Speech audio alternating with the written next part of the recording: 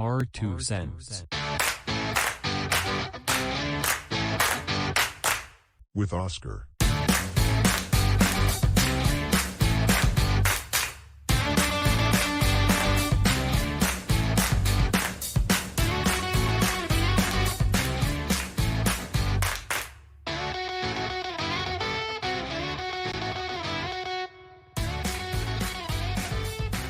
Welcome back to our 2 cents. We're doing it again here at Raxo Studios with your host, Oscar. Thank you for all your support. Please hit that subscribe button. It's free to you and it means the world to me. Our 2 cents, WOscar.com, our 2 cents on all social media. Leave a comment for the algorithm. It helps. Hit that subscribe button. It's free to you. Helps me a lot. Thank you. Buzzsprout. Let's get your podcast launched today. Today is a great day to start your own podcast. Whether you're looking for a new marketing channel, have a message you want to share with the world, or maybe just think it would be great to have your own talk show program. Podcasting is an easy, inexpensive, and fun way to expand your reach online. Buzzsprout is hands down the easiest and best way to launch, promote, and track your podcast. Your show can be online and listed in all major podcast directories, such as Apple Podcasts, Spotify, Google Podcasts, and more, within minutes of finishing your recording. Podcasting isn't hard when you have the right partners, and the team of Buzzsprout is passionate about helping you succeed. Join over hundreds of thousands of podcasters already using Buzzsprout to get their message out to the world. Let's create something together. Following the links in the show notes, lets Buzzsprout know that I sent you. Gets you a $20 Amazon gift card if you sign up for a paid plan. Helps support our show. Thank you for all love and support. Happy National Chop Suey Day. Chop Suey Day, which means assorted pieces, is a dish in an American Chinese cuisine. The main ingredient includes meat, chicken, fish, beef, I can't even talk, and eggs. As the meat cooks over high heat, add vegetables. Happy National Chop Suey hashtag. National Chop Suey Day. Also, happy National Lemon Juice. There is nothing better than a good lemonade made out of natural lemon juice. Hashtag National Lemon Juice. Thank you. Ladies and gentlemen and everybody in between, I enjoy having conversations with people that have lived interesting lives that I probably could not live those lives because, first of all, they didn't accept me to do that. Second of all, I probably would have backed out if they would have accepted me to join the Marines. I don't know if there would have been much chance for me to back out, but that's not what we're here to talk about. I mean, me backing out. We're here to talk about the persons and the gentlemen that decided that it was in our nation's best interest to serve and protect. Well, not as a police officer, but in our national military. And today, the same gentleman that about a decade ago, I want to say, I hope I'm right on the timing. About a decade ago, he was part of convoys that took place in a war environment. I don't even know what to call it. Anyways, what I'm talking about is, before I ruin it and I have to redo it all over again because I can't get it right. Daniel, a military veteran of the United States Army.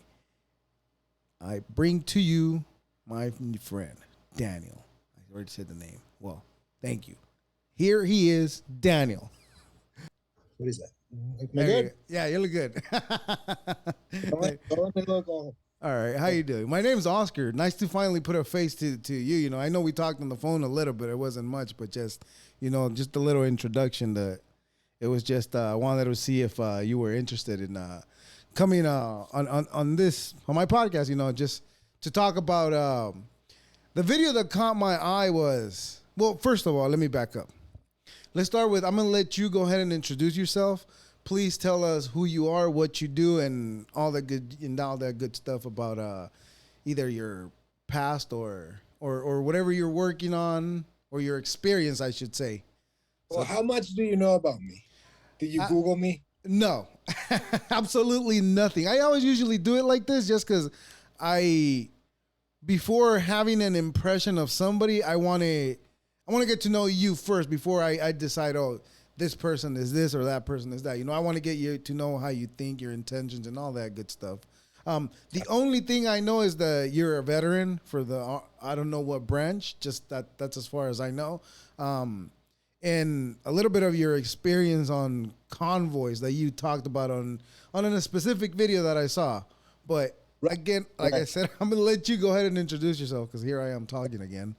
I feel like it's all messed up. No, you look great, man. Don't worry about it. So my name is Daniel Aaron Torres. And if you Google Daniel Torres Marine, you'll notice that I am the first United States deported veteran in history to win citizenship. Oh, beautiful. Yeah, nice. yeah. And I've been an advocate for deported veterans for about 8 years now. Oh, okay. That's interesting. Yes. So I'm originally from Tijuana. My family migrated to Utah when I was a kid. So in very layman terms, I was DACA before DACA. Oh, okay. So you were I'm sorry, I didn't catch that. Yeah, when I was growing up, there was no DACA. So I was like very legal. Okay, let me back up a little. How old did you say you were again? I'm 36. 36. You're around my age. You're 4 years older than me. What year did you were you in the military? I was in the military 2007 to 2011. Okay, interesting. That was the beginning of the craziness in well, it wasn't the beginning, but it was like the height, right, of the craziness. Well, I was in Iraq in 2009. When I got to Iraq, it was very different. Like there weren't any firefights. It was all IEDs. Wow. Yeah, right. I everything I know about that time and place, it's the movie. I don't forget the name of the movie that I've seen, but there's a whole team that's just dedicated to just deactivating those what are the ED? I'm sorry, I drew a blank. What are they called? IED, improvised explosive device. Oh, right. That's interesting. What was your main task when you were serving? So I was a grunt. I was straight infantry. Because I was 21 years old when I joined the Marine Corps, I had like a good driving record. They picked me for a company driver. So like I would do my patrols, I would do posts, I would do everything that a grunt does, but I would also drive. Anything that has wheels, I can drive it. Wow. Did you get to drive those cool tanks? I drove MRAPs. I drove Humvees, armor Humvees. I drove 7-ton trucks. Yeah, I drove it all. Wow, that's so cool. You know what's interesting? I'm making memory right now that you said that you joined in 2009, right? That's about Iraq was 2009. Oh, okay, 2007. Because I got what's called a TPS. I'm pretty sure you know what that is. The temporary protective status. Oh, okay. That's what I have, and I've been here since I'm 11 years old. I'm originally from El Salvador, right? So, gotcha. Right. So when back in, I want to say 2008, 9, around there, I tried to join the Marines, but Yeah. they didn't let me because they said, Yeah. but now I'm thinking like, how did they let you in when you were the first recipient, but they didn't let me? What? So I joined as a citizen. How did? Straight up lied. Uh, Oh, maybe I should have back gone that route. I so 2007, it was the middle of Iraq War. I was 21 years old. I wasn't really doing much with my life. I always wanted to join. I tried to join when I was 17, but because of my legal status, they wouldn't let me join. And then, the opportunity came about to join the Marine Corps. Right. Um, I got what is called a hookup, Very good one too. and is I joined as a U.S. citizen, and I wasn't at Oh, all, right? did, And it was just one of those things like, well, I either lie and see where that takes me, or I just go back to buzzing tables and living off tips. right, So I, right, I took a chance. right. Well, it worked. Look at you today. It's crazy. Eh, yeah. Well, I mean, you're fortunately you weren't one of those cases where you didn't come back and you were fortunate enough to return. I'm pretty sure you lost many friends out there. And the harsh reality is that it wasn't good, but it's good that you're here today. Thank you. Yeah, I know what I mean. Yeah, that's interesting. Like I said, I just wanted to join it because I was just reckless, and exactly what you were doing is what I wanted to do, which was infantry. Because I was like, I want to give me a gun and I want to go. But now that I'm older, I think about it and I'm like, maybe I was too reckless for me to have actually gone that route, and maybe for a reason I ended up doing what I'm doing today. I work construction now, so you know. But in those times, right after high school, I just went straight to work in warehouses because I went to college for like an hour, and then I was like, I'm out of here. This is not. I'm done. Oh, yeah, I was the same way. And then I joined the Marine Corps, and 4 years in the Marine Corps made me realize I want to go to college now. I want to, work Right. in an office with air conditioning and not have sand in my butt. That was nice. I bet you that was the word. Have you seen that movie Jarhead? I'm pretty sure. Does that annoy Yeah, you? Does that movie yeah. annoy you? No, Is not it at all. accurate? How accurate is it? I should say. I would say Jarhead is 100% accurate. That crazy. So you would have to have your own shovel, dig your own hole, and that's where you sleep. No, no, like it wasn't like that because in 2009, like we had posts everywhere, we had Oh, bases okay, everywhere, okay. right? But just the feeling that you get from Jarhead, like it was like a like it builds up this whole Marine Corps cult of war, Mm-hmm. and then all of a sudden I was standing in a guard post for 8 hours looking at desert. Like, like it's that's what military really is like. Military is 95% of just hurry up and wait, and 5% of oh shit, what's going on. Right. So yeah, you lived the whatever is happening today that we see in the news constantly, right? But you actually lived that action. How does that make you feel? Like when you see it happening, like I don't know, people say constantly it's happening all over again. But is it happening all over again, or is different this time? It's definitely different, but there are some things that you start to notice and to correlate, Mm-hmm. right? Right. um Here's a sobering fact about my deployment to Iraq. Okay. We didn't lose anybody over there. Great. Beautiful. We Everybody came back. Some guy got shot, but he's fine. Don't worry about it. He'll be fine. Uh, since we came back, and since I got out 11 years ago, out of my company, we've lost 7 guys to suicide. Wow. Trauma. Yeah. 2 of them were my peers. One of them was my senior that trained me. Wow. And every year it's like, boom, we lost Randall. Boom, we lost Kyle. Boom, we lost Diamond. Boom, we lost Cuts. And just one after the other. And, people don't realize that the war doesn't end when you come back. You come back and you're still fighting a lot of demons, and you're trying. We've got to a point where we have a support group just to prevent suicide. We have a Facebook group just to prevent suicide. And there's been times in my life that I've contemplated suicide. So, it's rough, man. It stays with you, and it stays with you forever. I'd imagine because it's pictures, memories that will never be erased from your mind. They will always be there, and on top of that, the recurring experiences that come through your head, like every now and then, that you like. Does it happen to you where you're like just relaxing? I don't know.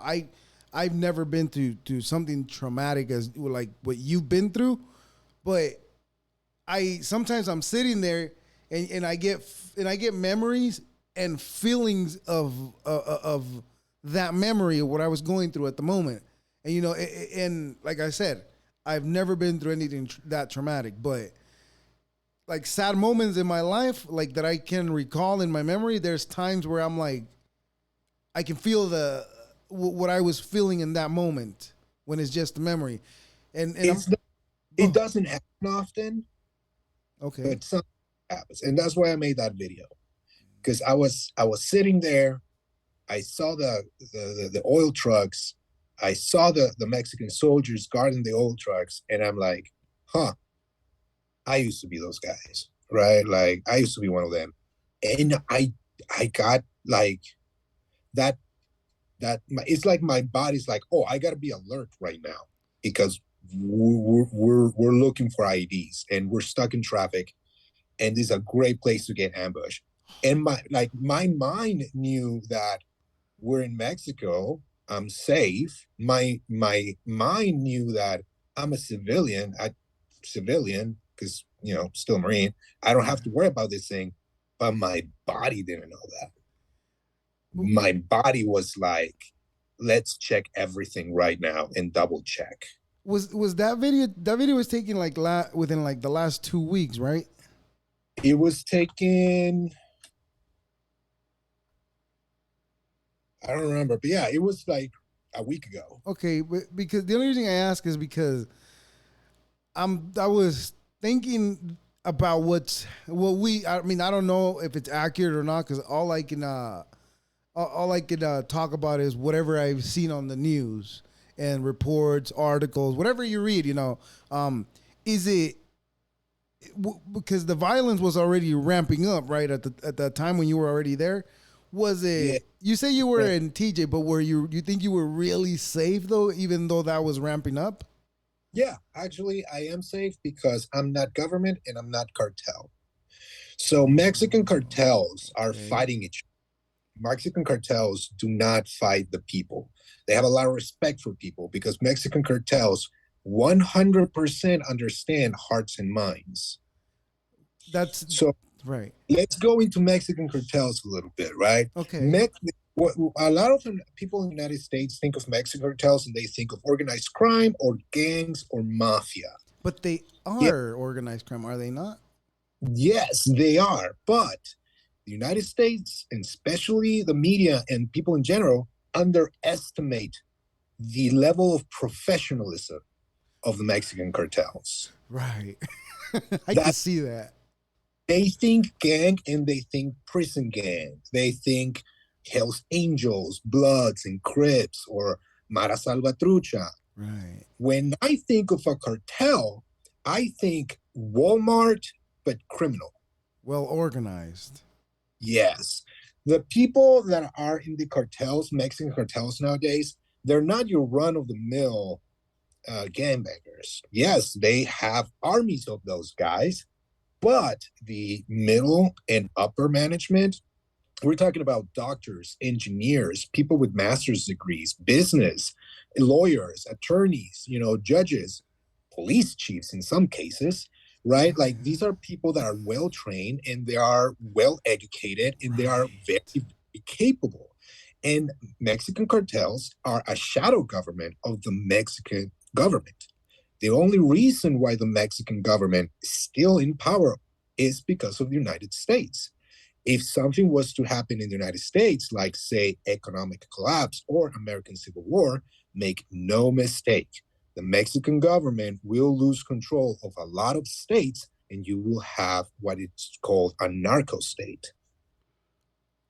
That's a possibility. Wait, I heard that the narcos are scared of the what is that, like the Marines in Mexico? What is it? What is the version? Their version? The Mexican Marines are very, very very well organized. They're very well trained, and the reason why they're mostly scared of the Marines is because the Mexican Marines have a reputation of not being corruptible. They're very Oh, hard. There's been a lot of attempts to corrupt Mexican Marines, and for the majority of those cases, it hasn't happened. oh, well, that's a relief, I guess. There's at least one side fighting the good fight, I should say. You mentioned earlier that they have respect for the people, right? Yes, But they are burning businesses down. I don't think that's very respectful. right. So the businesses that they specifically target are OXXOs.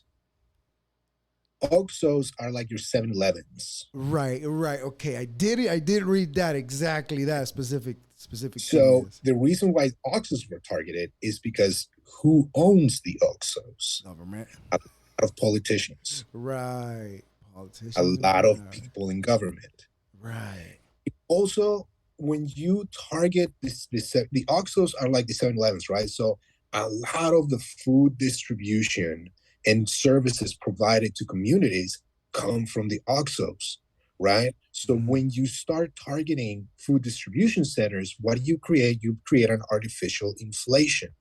Mm. So everything start going up. On top of that, OXXO is an easily recognizable business. Right. Everybody OXXO, and there's OXXOs in every corner. OXXO is a big conglomerate. Right. It's not a pop shop. OXXO is not owned by regular people. Mom and pop shops. It's not that. Yeah, Exactly. it's different. Yeah, So for people who have mom and pop shops, they're like, oh, they're burning the OXXOs. Great, more business for me.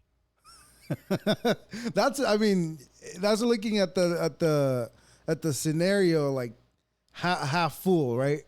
The glass Yeah. half full.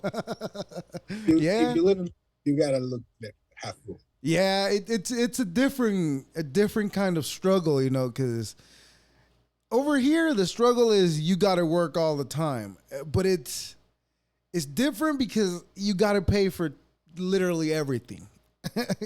And in those areas of the world, say, let's just say, for example, you buy a house, well, that's it. You paid for it, you're done. There's no other charges that you got to pay in the coming future.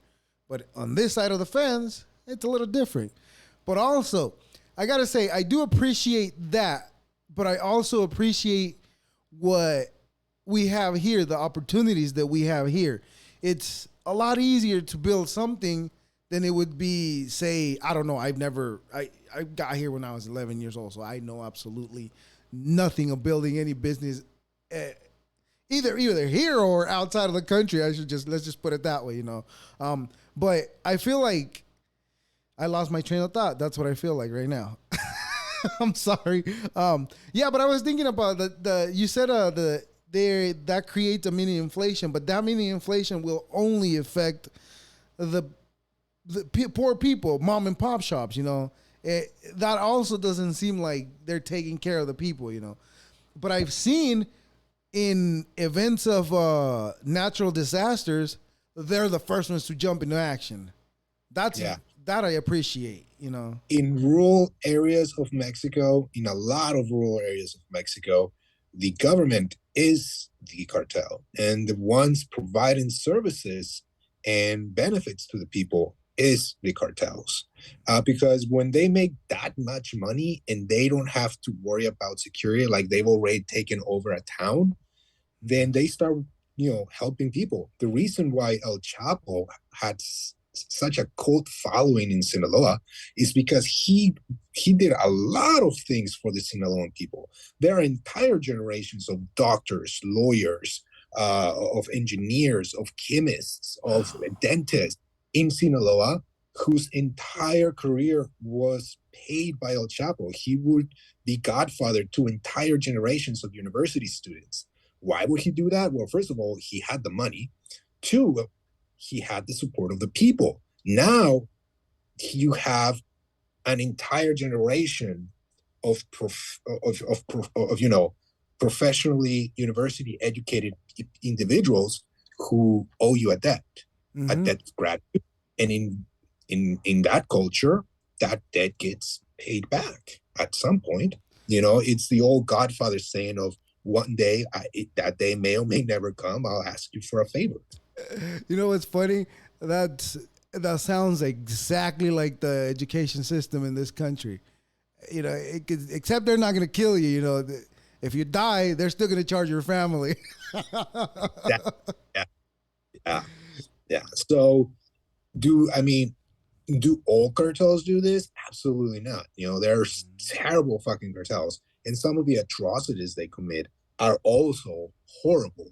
However, I always point that out because I want people to understand that the reason why a lot of these criminal organizations exist is because of the corruption and lack of attention from the government Mm-hmm. towards the necessity of the populace. I think it started with the war on drugs. Absolutely. I think that was the beginning of what turned out to be like, I don't know, a wild spiral that we're on right now. Because this could easily, whatever's happening down there, eventually is going to spill on this side. Yeah. I'm pretty sure it already has some way somehow, but Yeah. the ramp up it's gonna spill on this side, and it's not gonna be nice. Yeah, well, there's been people who have been saying that eventually the United States will have to intervene militarily in Mexico. That's scary. That's Yeah, scary, and that also makes me question: are they gonna intervene militarily because of the lithium that they found in Sonora? that that too. Right now And that everything's turning into electric. you've heard about the massacre of Allende, right? Where 300 families were killed. No, Okay, let please, me make please, sure I tell you I will exactly what to Google. yes, please. The what was the name again that you said? So you want to Google March 18th, 2011, Sonora Massacre. Now, what happened was in Sonora, there were these lands that are very rich in lithium. All right. Uh, Government was trying to get people to sell those lands so they could get mineral rights for those places. Okay. People wouldn't sell. Government backed off. A few months later, cartel soldiers showed up and they killed 300 families. They burned the bodies and just basically What? killed an entire town. Kill them off. I, you lost me at where they killed everybody. Yeah. That Mind you, this happened, what, an hour and a half from the border. how that should have been bigger news, shouldn't it? I mean, it's a whole town. That happened 11 years ago. This is recent history. That is wild. I didn't know that. Okay, but let me back up a little bit. But if it was cartel, How does this story get lost? How is the mayor of that town still in politics? well, I mean, could it have been set up to make it seem like it was cartel? It was definitely cartels. Oh, okay. So every cartel is associated with a political party. So they are the owners of the lithium now. Is that I don't know. I damn? don't know what those lands. I'm not an expert on that Right. specific case. Well, let's just assume that, given the fact that somebody wanted that land and somebody didn't want to let go of it, and that somebody that didn't want to let go of it probably said, "This is mine and nobody else's." And since they got rid of everybody, some way, somehow, a company acquired all that land. It's a Yeah, dirty game. It's a it is. dirty game. It is. In Mexico, the biggest mafia is the government. But you mentioned earlier that for the most part they're nice. That doesn't seem nice either. No, like I That's said, horrible. they do care about hearts and minds, and they do care about the image in the areas that they control. Mm. But in the areas that they don't control, they burn buses and semi trucks in major intersections, causing, you know, this just happened 2 weeks ago here in Tijuana. I was in Yeah. Baja Fest with a friend of mine. The bar shuts down. They come out. They say everybody has to go home, and we're like, why? Because the cartel Jalisco New Generation just came out with a public announcement saying that this weekend their forces are going to be conducting operations in the city of Tijuana, and they don't want innocent people to get hurt. So everyone go home now. And everything shuts down. The entire city shuts down for the weekend, and everybody stays home, and then they go about their business. So once they get whoever gets control of it, you think all the violence, most of the violence will stop at one point, or Yes. is just ongoing? Yes. So what's happening is that Cartel New Generation is at war with the Sinaloa cartel for control of Tijuana. I read somewhere that it was three different cartels. Is that how accurate Yeah, is that? It's three. it's accurate. Is the Tijuana cartel, the Sinaloa cartel, and the New Generation cartel. However, the Tijuana cartel works with the Sinaloa cartel. They are allies. But they So are, they're fighting the Jalisco New Generation. huh? It, I don't. I mean, I don't understand. I mean, I'm confused where how they are associates, but they're fighting territory. That's confusing to me. That seems like conflict of interest. Right. So like the Sinaloa people work with the Tijuana people, and the Jalisco people are trying to take away Tijuana. Tijuana is not strong enough to go toe to toe with New Generation, so they asked Sinaloa to back them up. And now you have those two cartels fighting against the one cartel. And the reason Ah, why that the New Generation cartel, what happened was that they burned semi trucks and buses all over the city. All right, right. like from Rosarito to my apartment, I came across like 5 different buses in 5 different major intersections just burning, and I'm like, oh shit, better get home. Um, and what happened? The reason why they do that is because one, it creates traffic jams and bottlenecks all over the city. It paralyzes traffic. It forces security, police, military to take care of those bottlenecks and that traffic and take care of those burning buses. And while they're doing that, these guys go and hit whoever they wanted to target while everybody else is busy. Right. And that's what happened. Oh. Yeah, because So, the thing that I also read was that they are finding like body parts like around the city as well too, right? But it's just like rivals probably, yeah. not like regular civilians. The sad thing, yeah, that's exactly what it is. It's rival cartels fighting each other. It's not civilians showing up. So like a lot of my buddies, and I think it's funny because they're like military veterans, Marines, and they're afraid to come to Tijuana because they're gonna get kidnapped. And I'm like, you don't have any money. You're not gonna get kidnapped. What are you talking about? I know You'll be you're fine. poor. Yeah, like rich people get kidnapped. You're not rich. Don't worry about it. You'll be Uh, fine. so like they're afraid of coming over because something might happen to them. No, nothing's going to happen to you because you're not involved in that fight. The Okay. people that are fighting are part of the illegal drug trade, or are like police, detectives, and government officials involved in the drug trade. Right. That's who's being targeted. Ah. Uh, but to me, it seems either way, whether they're targeting cartel members or police or other, it also seems scary for like the civilians. I mean, because they have Well, to. it's fucked up. Don't get me wrong. Like, if all of a sudden there's like a shootout, you better hit the deck because you might get hit in the crossfire. Right, that's what I was thinking about. Just crossfire, just like unfortunate events being in the wrong place or even the wrong spot, or even if you're in your house. Because how can you be in the wrong place in your house, right?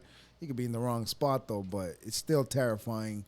Um, yeah, I you live in the area of TJ. I live in Tijuana right now. Yeah, I have Oh, an apartment. oh, okay. Well, that's interesting. You have boots on the ground and you're actually seeing. Has it calmed down like for like right now, like today? Yeah, yeah, it's fine. It's fine. Oh, okay, okay. Yeah, because see, I've always wanted to go. I can't go, but I've ran this scenario in my head. I've wanted to go to TJ, but then I get scared because I'm like, it's another country, it's unknown. I don't know the rules. I don't want to get pulled over and not have the proper documentation, and then just I'll get caught over there and just get put in jail, and then I'm lost. Nobody will ever hear from me. That's what I'm terrified of. No, that wouldn't happen. If you want to visit Tijuana, you definitely can. Tijuana has a lot to offer. It has an amazing food culture, People say that. amazing Yeah, food people say culture. that. It has an amazing red light district, the best in one of the best in the world, right? Has incredible nightlife. Like, you're gonna have a great time in Tijuana.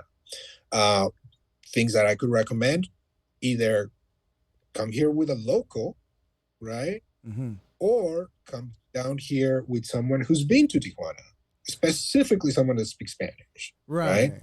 Right. Tijuana is like LA. Beautiful places. You can go to some really expensive night spots, or you can go down the wrong hood and get jacked. Yeah. Well, I'm gonna be honest with you. I hate going to LA, so I probably. Yeah, I hate the traffic over there. You know what pisses me off the most is when you're trying to find a parking spot and it's just impossible. Because there's nothing available, and then you're stuck parking way the hell down the street. That's frustrating. No, but I have a lot of coworkers that actually they're constantly going to TJ, and one of them was telling me that he almost got caught in like right before they put the road barricade or whatever it is that they did on the roads, right? He almost got caught at, like, as soon as he passed it, like he looked in the mirror and there was already smoke in the air from where he had just passed through, and that kind of scared me even more. I don't have plans of going, but it would be nice to at least know the area, because I have a memory when I was 11, when I was on my way up here. When I was on my way up here, that we stopped at TJ and I had tacos. That was the first time I had tacos, and I was in love ever since. And but the messed up thing is that ever since I had those tacos, I've been searching for that same taste on a taco, and I can't get it over here. I mean, I'm not bashing on the tacos over here, because the tacos over here are good, but whatever I had over there, that horse meat, it was delicious. Tijuana tacos are known as the best tacos in Mexico. Right, right, Absolutely. right. No, they're delicious. Like I said, I have this memory that I have never let go, because it was One oh of my. the best tacos in Tijuana, you actually have to go to the cartel land. Don't tell me that. Yeah, You're man. sending. Unfortunately, that's where the good tacos are. Yeah, that's where the hood is. That where the hood is, or? Yeah, that's where the hood is. And like, Oh. there's places in Tijuana where it's all cartel controlled. They're the law there, and police doesn't go into those places. They're not allowed to. Well, obviously, right. What are the chances of a regular civilian getting kidnapped? Well, because something If you happened. down here with dressed in Gucci and you're looking for tacos in the middle of the night, like in the outskirts of the city, yeah, that might happen. But like if you're in the tourist areas and you're just a regular guy, you're fine.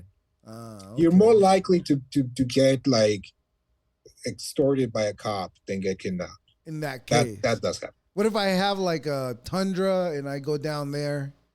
Would that be an issue? They'll probably just like wait for you to go to a bar and then they'll steal your tundra. Well, that's what happened to the person I know. But like, actual kidnappings, no. That there was a lot of kidnappings going on in early 2000s, and there was a police chief called Leizaola. Leizaola is infamous in Mexico because Leizaola was a colonel in the Mexican army that after the army, he was brought in as police chiefs in some of the most dangerous cities, Tijuana, Juarez, Jalisco, Guadalajara. And what happened was that he killed off all the criminals. He didn't arrest them. He didn't send them to jail. He killed them. Period. Wow. Yeah. So, what's your feeling on that? So, the United States lives in a bubble. Okay? Oh yeah. A lot of Americans have this idealistic way of looking at the world. Realistically, the world is very different. And for some people out there, for some truly bad people, the only way you're going to stop them is by killing them. Unfortunately, it sounds terrible. It sounds cold-blooded, but it is what it is, right? Are we better off by having these cells of rapists and kidnappers and torturers and sadists dead? Absolutely. He did the world a favor. He's definitely a boogeyman, but he was the people's boogeyman, not the cartel's boogeyman. Yeah, right? The difference. And Leizaola has actually been convicted of crimes against humanity by the South American Court of Human Rights. So, of course, he's never been to prison, and he's never going to go to prison. He survived 7 assassination attempts from cartels. Wow. The last one took the use of his legs. They threw a grenade at him. So, yeah, I mean, this man cleaned up these cities, and the way he cleaned them up was with death. Yeah. Well, there comes a time where I also believe this. Like I said, I've never been in any traumatic situations or have had the training that you've had. But I also believe that sometimes you have to get your hands dirty, and there's times that whatever goes behind the curtains, it's not for the regular civilians to see because what for? Because it's evil, it's bad, and make no mistake, the United States does the exact same thing, like they just don't advertise it. That's the difference. You don't hear about it, but what do you think CIA black sites are for? That's torture and kill. CIA black lights? Black sites.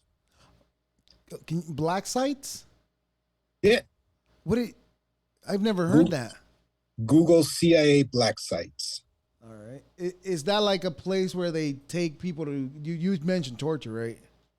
That is basically places outside of the United States, bases owned and ran by the CIA, where they take people, they call it rendition. Renditioning is kidnapping. They will kidnap people, take them to these sites, and do enhanced interrogation in order to acquire intelligence. Wow. Kidnap or kill. Right. I mean, Yeah, I mean, who was it that was convicted of waterboarding? It was Waterboarding? Nixon, right? No, waterboarding was done through in the Bush administration. Okay, but That yeah, well, they did. Well, that's known that they did that. Well, that's what I was gonna say. It's known that they did that. So, I mean, yeah, having those places is very convenient to them because away from jurisdiction, right? And yes, and also, most importantly, away from all the heathens to not know what's going on. exactly, exactly. Yeah, you know, I have a sentiment. I should say opinion of of military services and all that, but I respect it, and I also believe it's necessary. But then again, I wouldn't want my kids to sign up. Even though I believe in being patriotic, I do because I I live here. My opportunities here are great, and I don't know if I would have had the same opportunities that I have here in El Salvador. I don't know if I would have had the same opportunities that I have here. That it took me forever to realize that I should take advantage, but it's never too late, right? So the opportunities that we have here, I really appreciate, and that's what in my head is all like, well, like I told you a couple minutes ago, somebody has to get their hands dirty Yep. for this to run the way it's running.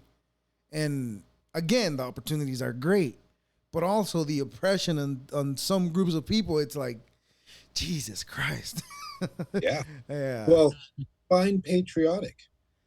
Um, like kind of like what you did, sign up for the service and like f- do whatever it needed to be done at the time for the country to keep running the way it runs.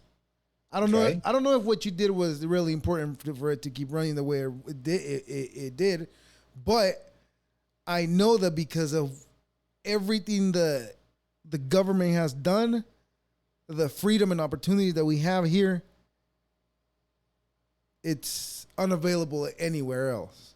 I think. I don't know. So I've never been anywhere else. I don't know what the opportunities are in TJ too, so I could be we definitely wrong. we are the modern day Vikings. No mistake about that. Right. We are the modern day Vikings. We rape and pillage other countries and bring that wealth to this country. That's what we do.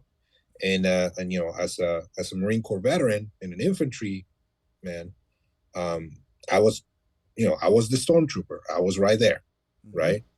Now, you can love the United States. You can be thankful for the opportunities that the United States has given you. You can be patriotic. And at the same time, you can criticize the United States. You don't have to sacrifice your moral integrity to be patriotic.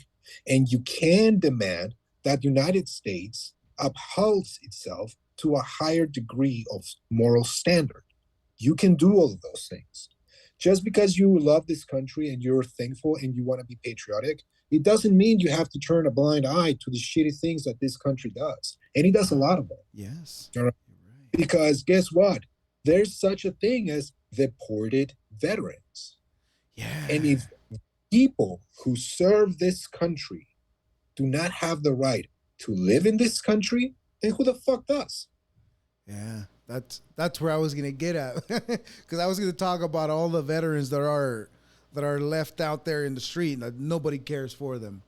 You know. Yeah, Um, I also know that that there's programs out there that are willing to help, but there's also that group of people like a lot of your friends, a lot of your friends that you lost, uh, they had mental disabilities that wouldn't allow them to live a normal life after they mm-hmm. got out, and Mm-hmm.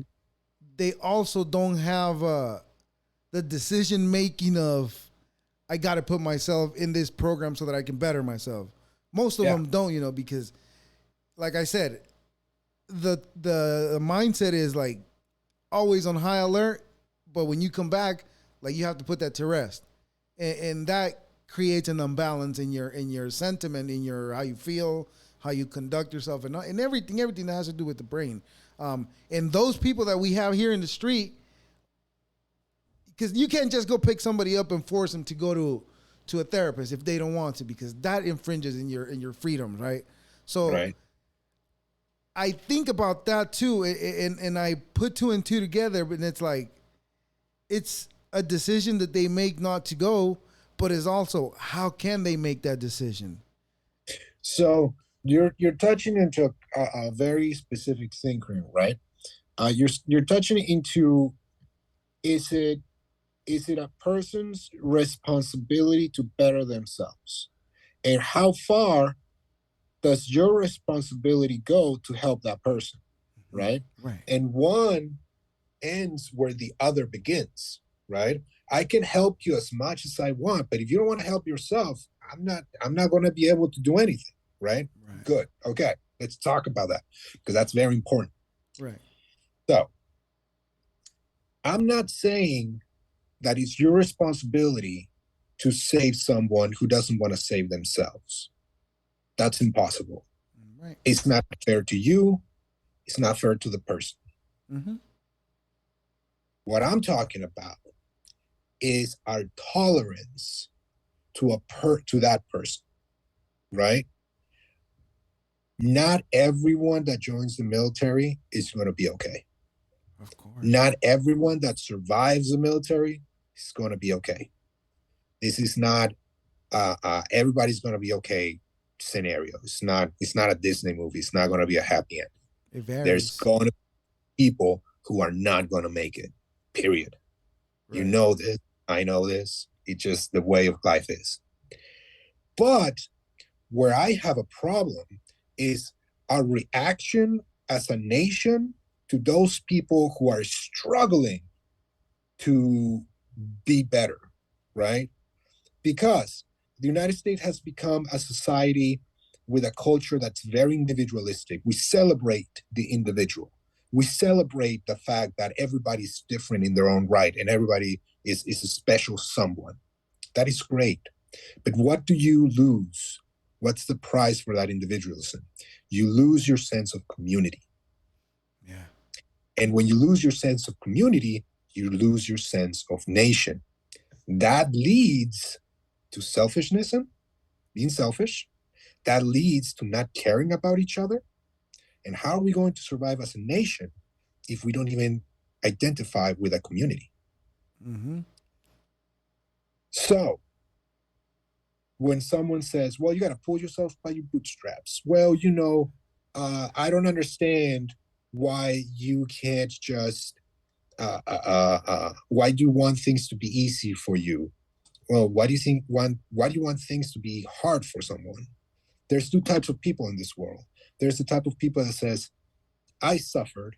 I don't want someone else to suffer like I did. Mm-hmm. And then there's the other type of person that goes, I suffered. Why shouldn't you? Yeah. Which Yeah. one are you? Well, personally, I think I don't want people to. I don't. Let's just put it. I'm just gonna talk about my kids because that's what I know. I don't want my kids to suffer what I suffered. Right?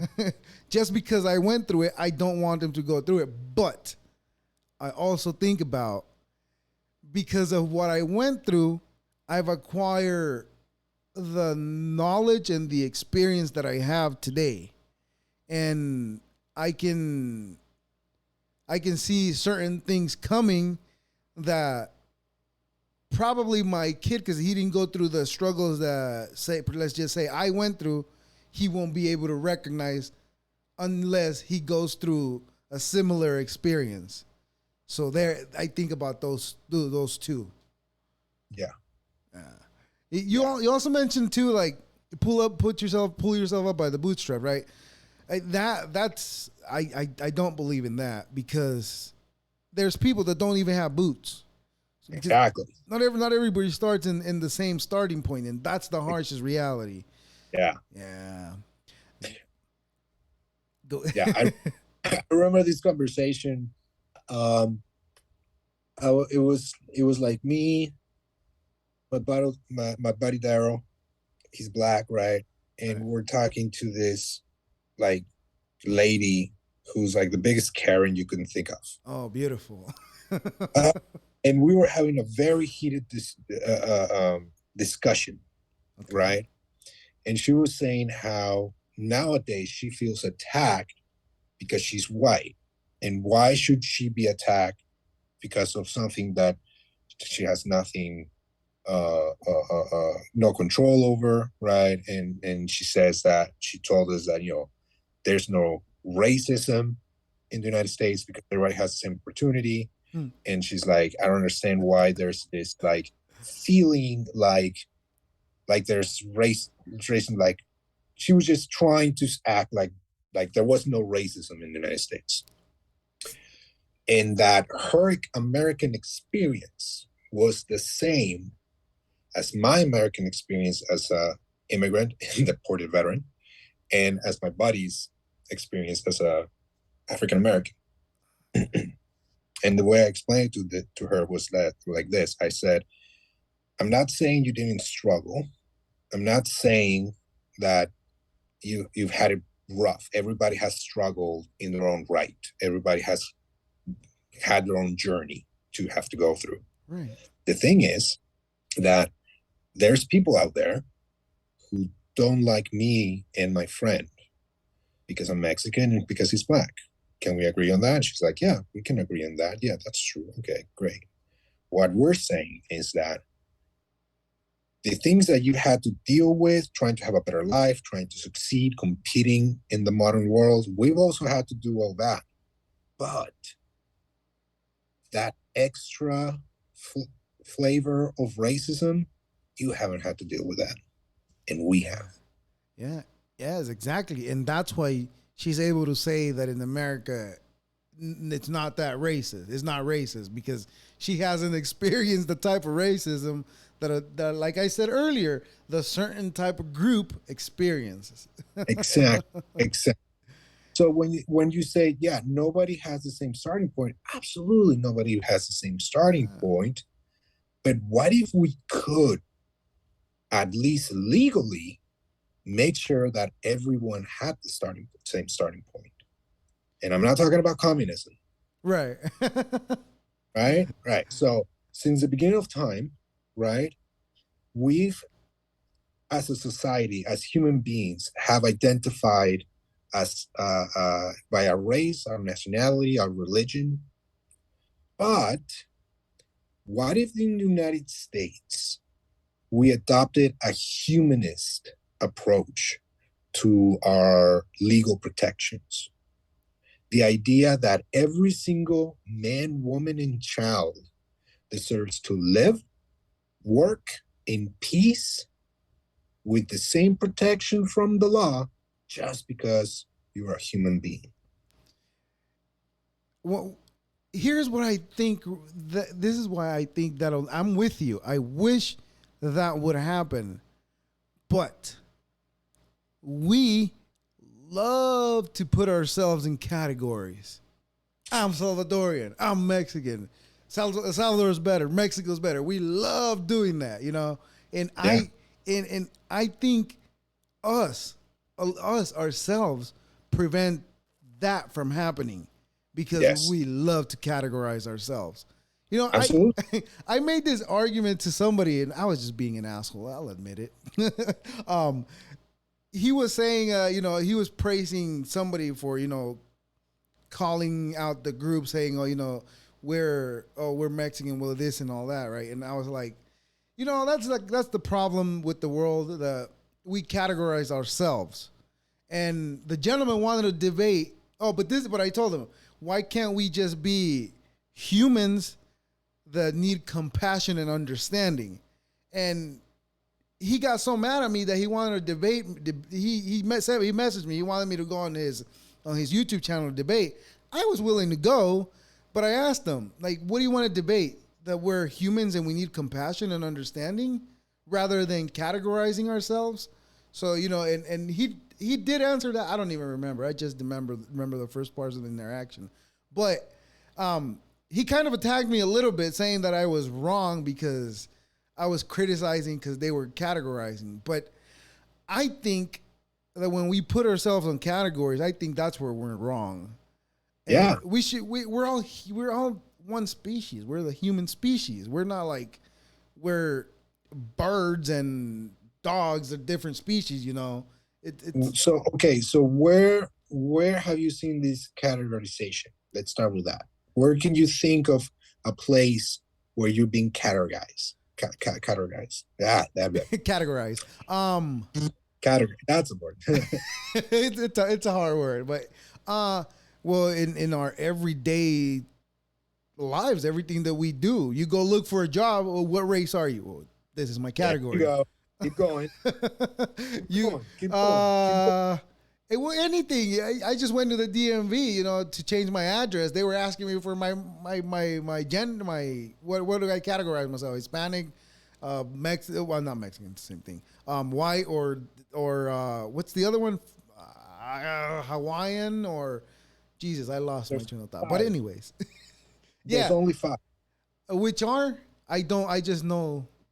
Asian, Okay, Native, African, European, Latino. That's it. that's According to right. the United States government, everybody in the United States belongs to one of those five.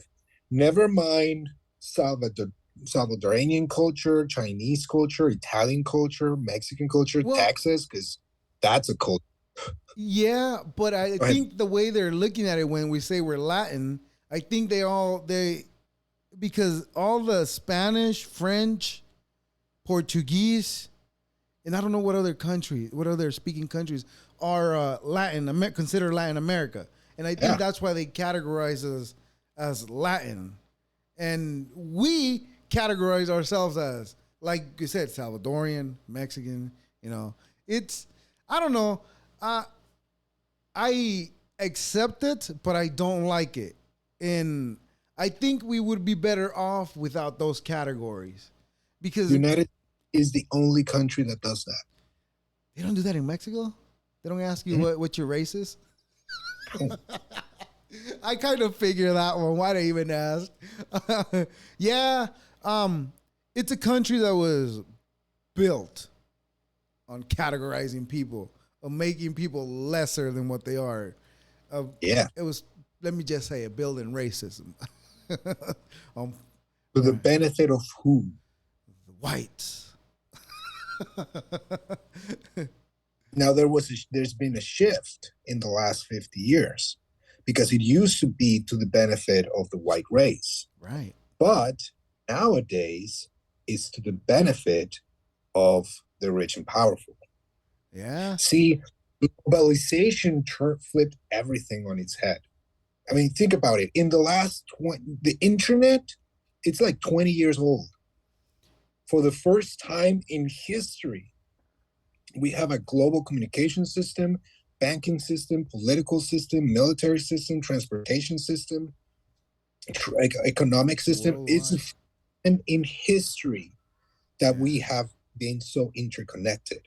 So race, nationality, religion, it's starting to mean less and less, and it's starting to become about who has money and who doesn't, rich versus Yeah. poor. Yeah. Does that worry you? We're gonna get left behind. It does worry me because I like to look at history, right? Humans, we tend to repeat the same mistakes, and whenever we run into a problem that we don't understand, we tend to look in places that seem familiar. Mm-hmm. A lot of people think that the future is like technologically advanced and we're going to go to Mars and we're going to travel the stars. I think the future is medieval. It's gonna be what? Medieval. Medieval. Well, Yeah. with are we talking about with because of the nuclear power? The With private militaries on the rise, with billionaires being able to control large parts of land, with water rights becoming no longer a thing. A lot of water rights in the United States are being bought by private companies. I have to cut you off on this one. I just read an article today that California is putting a law that if you have a well in your property, you have to pay taxes on that. Otherwise, they're gonna come and shut it down for you. Jesus Christ! You know, this scares me too. When I read like articles about the what the government is doing with the people here and what they want to do for the future, that scares me, and it makes me think, damn, is it time to bail? You know, because the way if it all went south, I think you would be safer in Mexico if it all went south. You think or no? Where do you think would be safer? Nowhere. Damn, I was hoping El Salvador would be safer. Jesus Christ. Especially, you have to realize a lot of these Latin countries a lot of these Latin country governments are propped up by American interests. The Mexican government exists because of American interests. The Mexican government is not as powerful as you think. There are cartels in Mexico that are more powerful than the Mexican government. It seems that way, at least from this side. I mean, because obviously they're running most shits, and like I mentioned earlier, any disaster, they're the first one to jump into action for the community. Take this with a big grain of salt. Okay. But I think if the United States goes belly up, the safest and closest place to be will be Sinaloa. I can see it. I can see why. Because, again, if you look at history, um, young nations must all meet certain requirements. There's a criteria for young nations. If they don't meet every single one of these requirements, they usually fail or they get absorbed by a much larger nation, right?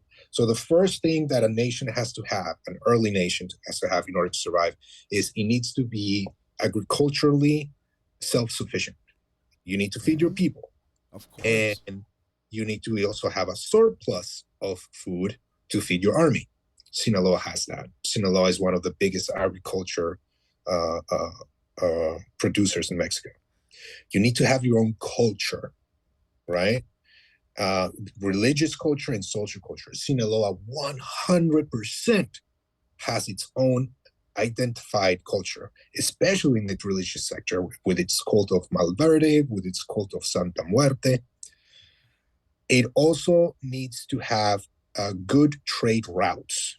Sinaloa has an amazing trade route by land from North Mexico to Central Mexico, and it has access to the Pacific Ocean. And finally, it must have access to mineral and energy-rich departments. Sonora is rich in minerals. Mexico is the #1 producer of silver in the world. And there's a lot of copper in Durango. Is Monterrey in Sinaloa, or is that a different state? On the other side of the mountains. And Monterrey is mostly a manufacturing hub created by the United States. Is that where they're having a drought? Because I remember reading something that there was a part that they're having a drought. Yes. Okay. Yeah. Well, Daniel, I really appreciate you and your time, and thank you for scaring me. And and now I got to change my plans of my exit because it seems like I can't go to El Salvador. I got to go somewhere else. I'm very hopeful. I hope that we'll all be okay, and the powers that be realize that if they decide to bombard each other with nukes, then nothing's gonna be around left for them to operate. So I hope they realize that, because I don't want to die. I'm having a good time here. Fortunately, I'm fortunate to say that I'm having a good time. So, like I said, well, Daniel, thank you very much for giving me the opportunity to have this conversation with you, to talk to you. And I really appreciate you and your time. Any other time you want to come back on and keep talking and keep scaring me of what's the reality of what happens on the other side of the fence from us, because all I know is whatever happens on this side of the fence and whatever the news says, that's all I can say. That's all I can say that I know. But again, thank you for giving me the time. Anything else Please go ahead and plug your TikTok or everything you have going on, please. You can follow me at Darren Torres. That's DARON TORRES. Is the same for Facebook, Instagram, and TikTok. I have a documentary called Bring Them Home. We're playing in the Catalina Film Festival on the 23rd and 24th of September. You can check out excusemyaccent.com/bring them home the film and see the documentary. It's been winning awards in the film festival left and right. So go ahead and check it out and support us so we can talk more about this with a lot more people. Yes. Wow. Well, I wasn't aware of the film. We should have talked about that. Next time, I definitely want to talk to you again because you know what's really going on, and you've lived a life that I only wish I would have. And I was fortunate. Maybe I was fortunate not to have lived that life. Maybe I should just stop wishing it. I don't wish it like that, but I should just stop talking. Thank you, Daniel. I really appreciate you. All right, will do. I appreciate you, Daniel. Thank you. We've been scared like none other before, but knowing that there might be a place where we can escape if shit hits the fan, that gives me tranquility, if that's the right word. Peace of mind, I should say. Thank you, Daniel. Please check him out. Links are all in the show notes. This is R2 Cents with your host, Oscar Doses.